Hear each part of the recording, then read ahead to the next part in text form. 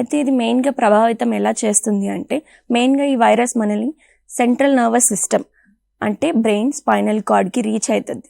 ఎలా అంటే, మన కుక్క కాటు ఎప్పుడైతే కరుస్తుందో అక్కడి నుంచి ఆ స్కిన్ నుంచి ఈ వైరస్ అనేది మన నరాల్లోకి ఎంటర్ అవుతుంది.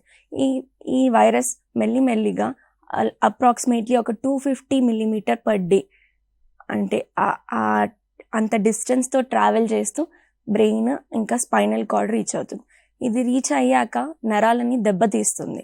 నరాలని చంపేయదు, కానీ దెబ్బతీస్తుంది, వాపు వస్తుంది. దీనివల్ల ఏమవుతుంది, ఇఫ్ స్పైనల్ కార్డ్ అనేది ఇన్వాల్వ్ అయితే పారాలిసిస్ అనేది వస్తుంది.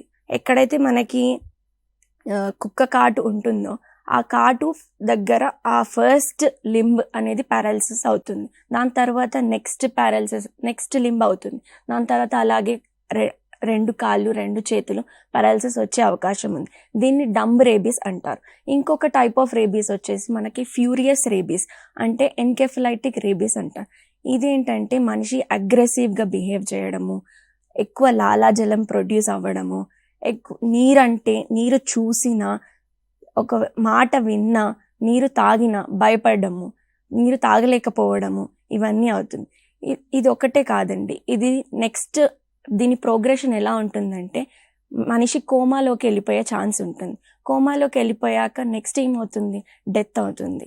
So it is 100% fatal disease అంటే 100% మోర్టాలిటీ ఉన్న డిసీజ్ అండి. ఖచ్చితంగా 100% వస్తే మాత్రం చనిపోయే అవకాశాలు ఉన్నాయి. కానీ రాకుండా మనం జాగ్రత్తలు తీసుకోవచ్చు. వ్యాక్సిన్ అనేది ఉంటుంది.